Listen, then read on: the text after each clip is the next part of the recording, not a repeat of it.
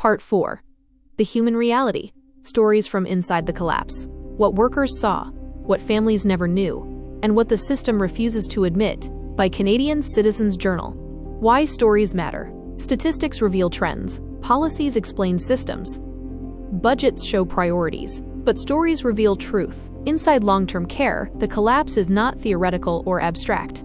It is lived, breathed, endured, and witnessed by real people.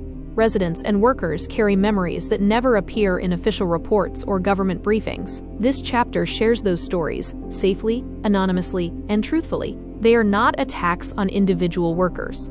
They are evidence of what happens when a care system fails. Story 1. The blind woman who trusted the system. One resident in a long-term care facility was completely blind, yet she moved through the building with remarkable independence. She knew every hallway, every corner, every grab bar by touch and memory. Staff admired her strength and the dignity with which she carried herself. During lockdowns, when families were barred from entering, she wrote a handwritten note thanking the personal support workers for protecting the residents and keeping them safe.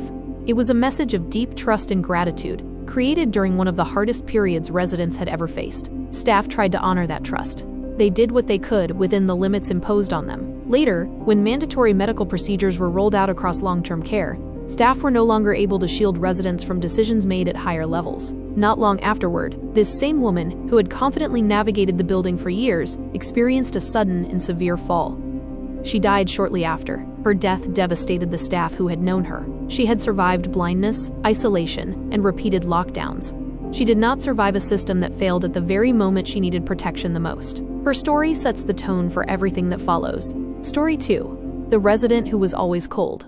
A male resident complained almost every day about being cold. He was elderly, his skin was thin and fragile, and he was on blood thinners, like many residents in long-term care. The building's heating system was set on timed cycles for energy efficiency. In the early mornings, residents woke up shivering under blankets they technically paid for, in rooms they could not control. Staff were instructed to reassure residents that the heat would come on soon.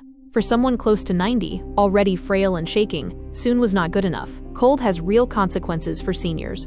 Poorer circulation, increased pain, decreased mobility, higher fall risk, emotional distress. His suffering was not caused by his underlying medical condition. It was created by an environmental decision. Environmental suffering leads to physical decline. Physical decline is later documented as medical deterioration. That deterioration then becomes part of the record that qualifies residents for end-of-life pathways.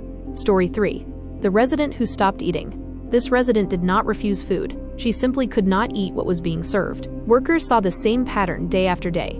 Meat too tough for aging teeth and fragile jaws. Food undercooked or visibly bloody. Meals not cut into safe, manageable pieces. Textures that were dangerous for anyone with swallowing difficulties. Plates of unappealing mixtures that resembled slop rather than meals. Nutritional guidelines ignored in practice. Rushed feeding. Because there were not enough staff, residents paid thousands of dollars each month. In return, some were given meals that actively harmed them. Consequences included choking risks, dehydration, steady weight loss, weakness and fatigue, low mood and depression, accelerated physical and cognitive decline. Malnutrition is one of the silent engines of suffering in long-term care. It pushes residents into frailty. Frailty becomes palliative classification. Palliative classification becomes eligibility for medically assisted death. This resident deteriorated slowly, not primarily because of illness, but because basic nutritional needs went unmet. Story 4. The woman who nearly jumped from the window. A resident living with progressive dementia reached a breaking point. Staff later described her as terrified, disoriented, and overwhelmed. One day, she tried to climb out of a window. She did not succeed only because a worker happened to be nearby at that exact moment and intervened. After the incident, the facility modified the windows so they could no longer open fully. The physical environment was adjusted. The deeper cause was not. In a system with adequate supports, an event like this would trigger immediate psychiatric assessment, trauma-informed care planning, crisis intervention, meaningful family involvement, a full medication and side effect review, close and consistent monitoring. Instead, severely understaffed workers were expected to keep a casual eye on her while also caring for many other residents at the same time. Her distress was genuine. Her confusion was genuine. Her fear was genuine. The environment surrounding her amplified all of it. Emotional suffering like this, once documented as intolerable and persistent, now fits within the framework that can lead toward a MAID discussion. Story 5. When assisted living turned into long-term care. Assisted living is meant for people who can walk or mobilize with minimal help, can transfer without 2 workers and heavy equipment, have mild or moderate cognitive decline, need some support, not full long-term care.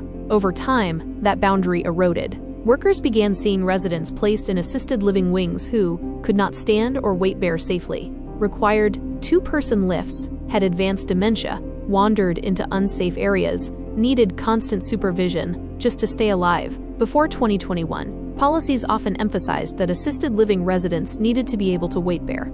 After mandatory medical procedures and subsequent admissions, that expectation changed in practice. Residents who clearly exceeded assisted living criteria were placed there anyway. When workers raised concerns that this was unsafe, management made the message clear: comply or risk losing employment. This was not an expansion of care capacity. It was the downloading of long-term care responsibilities onto buildings and staff that lacked the supports, equipment, and staffing ratios to handle them. Residents suffered because their needs were higher than what the environment could provide. Workers suffered because their workload became impossible. The system benefited because it masked the true scale of the long-term care collapse. Story 6. The PSW responsible for 2 buildings. On some nights, a single personal support worker was assigned to 2 floors in one building, rounds in another building. All call bells. Emergencies. Residents with behavioral challenges. Residents at risk of falling or wandering. This was not a rare exception. It became routine. When staff stated clearly that this was unsafe, responses from management relied on pressure and guilt, reminders that the facility was short-staffed, statements that the team needed them, warnings against calling in sick, hints that continuing to object could have consequences. Workers went home injured, both physically and emotionally. Many cried in their cars or in the parking lot before driving home. Burnout forced some out of the field entirely. The system did not merely fail to protect workers, it relied on breaking them in order to keep operating. Story 7. The resident who said life no longer felt worth living. This resident expressed despair almost every day. Staff heard the same themes repeatedly: exhaustion, feeling like a burden, a belief that no one had time to listen, a sense that life had been reduced to waiting and enduring. None of this came from an incurable disease alone. It came from chronic understaffing, lack of meaningful interaction, slow or absent responses to call bells, physical discomfort, monotonous surroundings, ongoing emotional neglect. This is suffering produced by a system, not by nature. Yet suffering of this kind, once documented and categorized as lasting and intolerable, can still qualify a person for medically assisted death. That is one of the central dangers this exposé seeks to reveal. Why these stories matter. These stories show a reality Canada has avoided for too long. When a care system creates or intensifies suffering, that suffering is later used as evidence that a person's life is no longer bearable. The system produces the conditions. The conditions produce decline. The decline becomes the justification. The residents in these stories were not asking for an orchestrated end to their lives. They were asking for warmth, safe and edible food, consistent, unhurried care, safety from falls and self-harm, human connection and conversation, stable staffing, dignity in daily routines, enough support to feel that their lives still mattered. When those needs are not met, suffering deepens. When suffering deepens, eligibility for MAID quietly expands. When eligibility expands, medically assisted death appears as a reasonable option. These are not isolated incidents. They are symptoms of a pipeline built on systemic neglect.